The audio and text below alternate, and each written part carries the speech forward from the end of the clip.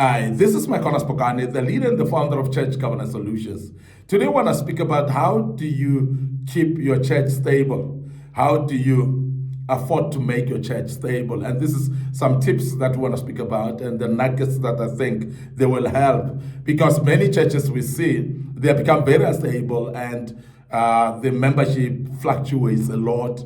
People come, go, and so on. People don't seem to be comfortable in your church. We don't see stable people. Members that we have seen 2 years ago, they are not there anymore. Members that we have seen 5 years ago, actually, some of them are back, some are gone. And that instability, what it does, it actually makes your church to really not progress at all. And that is why some of the leaders and pastors, they're wondering why the churches remain stagnant to a level where it was 5 years ago. And the reason sometimes is lack of stability. And we want to speak to that today and say, how do you then make your church stable? Now, the first thing that we want to put on the table is you need to be consistent in the doctrine that you teach.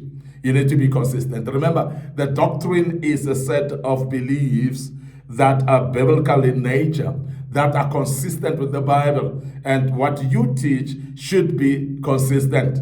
You should actually not fluctuate and find yourself teaching biblical issues and start to fluctuate between that and political issues or secular issues. Because when you're not consistent in what you're teaching, you are going to lose some of the members that have been consistently following you. And I want to also emphasize that you need to be known for something as a minister. And I always say this, and this is very important, that every minister has got one message. You've got one message, but different sermons. When you preach, it's different sermons, but the message is one. And this is the reason why we are called differently. That is the reason why we are different ministers who are not the same. And that's the reason why we are appealing to different followership or a different membership. We're actually appealing to different kinds of people. And I always say also to church members that you don't feel bad to move away from a church that doesn't appeal to you or the ministry that doesn't appeal to you. And that is the reason why in the church where we are, we don't hold people back. When people want to decide to leave, we allow them to leave because we may not be the right ministers to their lives. We may not be the people to address their issues. We might not be the people called for them. And that actually becomes difficult to swallow for many pastors. But I want us to emphasize that people should actually sit around you or be affiliated to a ministry purely because you are having this consistent doctrine that is actually helping them. A consistent doctrine that speaks to their lives. And it's not every minister that does that. And that is why there's nothing wrong when you listen to a minister and feel like, I don't hear him. I don't hear her, what she says.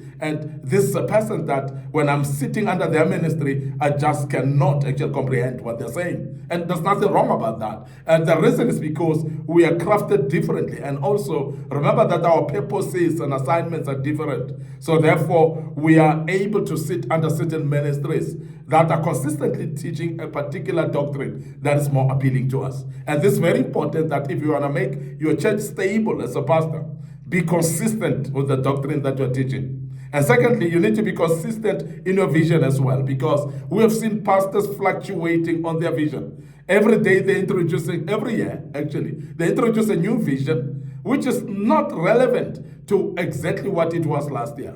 So in other words, you don't have overall primary vision that you actually making maybe some themes of the year out of. So you basically overhaul the whole vision to an extent that nobody knows what the vision of your ministry is. And that is very dangerous. And I want to speak to pastors heart to heart on that regard. You cannot keep on changing the goalposts.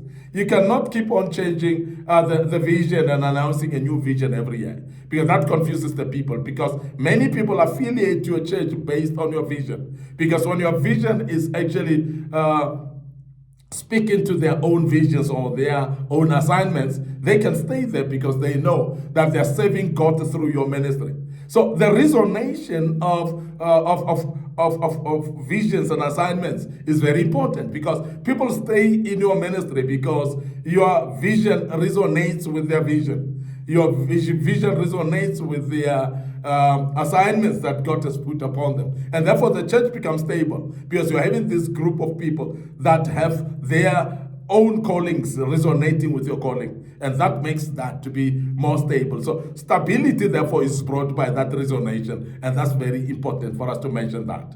You need to be consistent in your starting time of the church, because many times there are churches that are not stable in times of starting. Nobody knows what time is your church starting, because sometimes you start at 9 o'clock, and sometimes when we say it's 9, it's 9:30 because everybody's late, and sometimes we think it's 9:30 and it goes up to 10 o'clock because everybody's late and everybody's bending towards the latecomers. And when you start to do that, you're basically going to lose stability of your church. You're going to find people moving because people want to know exactly what time you're starting. And also remember, when time is known, it's being shared to people outside. So therefore, it is actually able to attract the people, knowing that the time is convenient for me. I can go to that church because they're starting at 9. By 11, I'm out, and I'll be able to go to work if I'm working, say, at 12 o'clock. So people align their own programs as well based on the time of the church. When the time of the church is not consistent, then you cannot have a consistent church either. So that's very important that we mention that to you, Pastor, that you become consistent with your starting time in the church. It's also very important that you're consistent with the venue. And we cannot speak about only time, but the venue. We have seen churches that move from one place to another. While you say they are here, tomorrow they're having another address. And they're announcing different venues and addresses almost every month because of rental fees and so on. So you were renting in this place now because the rent has gone up by 20 rands. So you feel, wow, this is too expensive. You go into a place that is less by 10 rands and you move along. And you find yourself moving from one place to another. And as you do that, you're destabilizing your church, Pastor. And I must say to you, heart to heart, that you're destabilizing your church because people are just not catching up with the movement of the church, with the relocations, because you're relocating quite too much where people don't even know where you are. I mean, I've had several times people asking, and so-and-so's church, where is it now?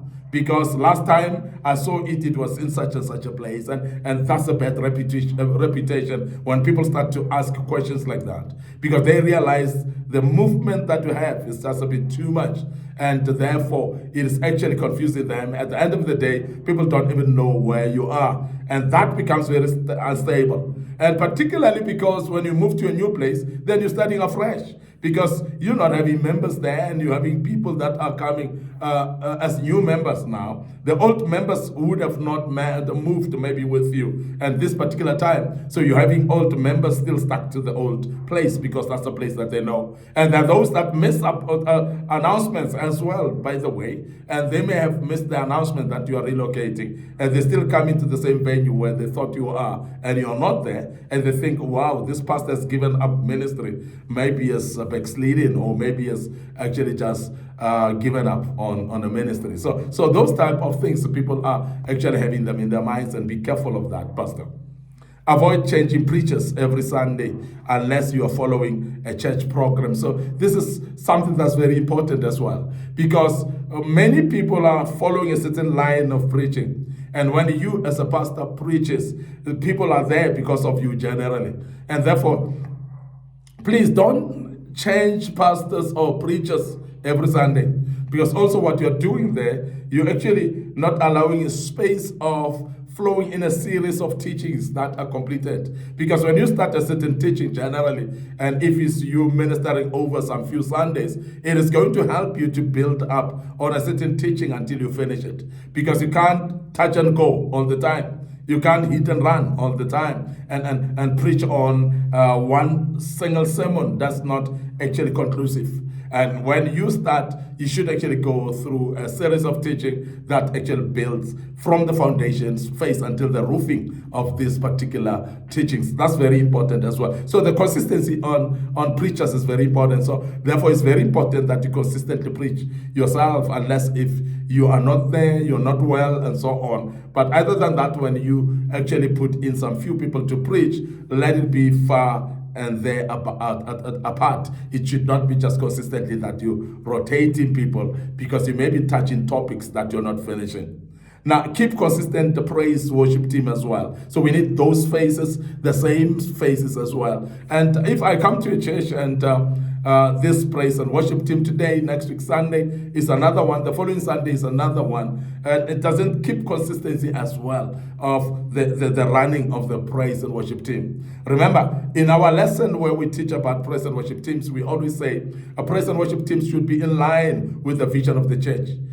Praise and worship teams who should be in line with the visionary as well. So when you're having different praise and worship teams, you start to lose that particular talk track. You start to lose exactly that type of being in line with, as I've mentioned. So it's very important that you keep the same praise and worship team consistent. And what it does, it actually makes your church to be stable, your church to be consistent, and therefore it is actually seen as a church that is growing. So monitor members' level of growth and empower them appropriately as well. Because many times, if you can ask a pastor, what level is your members in maturity?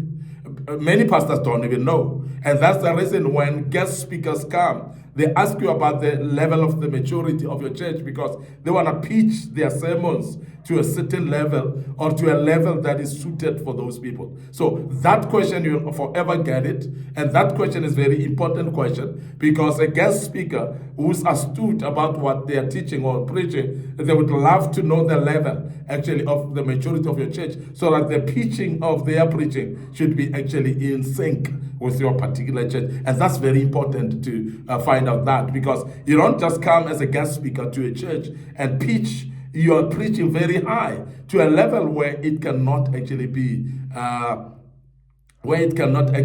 reached by the level of the church that you're dealing with. And that's very key that we look at. And I want to also say, be aware of that. Now, we want to also say you need to keep all members consistently involved as well. And this is very important, because when you don't involve your members consistently, you're going to have a problem as well here, because you're going to see new people all the time, new faces. And when you have new faces all the time, basically, as I said, you cannot monitor what we mentioned about the issue of maturity, the level of maturity. You can't actually monitor that if you're seeing new members all the time. Now, stability of a church is particularly, can be summed up by, say, same members maturing at a certain pace, and same consistent departments that are functioning in a consistent manner. And that's that stability that we're talking about. And of course, you need that in the church if the church has to grow and has to progress completely. I want to end up here today, your host, Micornus Phokane. Remember, on this platform, Church Governance Solutions, we are restoring godly order in the house of the orderly God. And we do this actually consistently, and we hope that you learn out of this as well. Now, we want to refer you to our social media platforms. Our Facebook page is Micornus Phokane, and the Facebook page, Church Governance Solutions. Very important that we speak about this.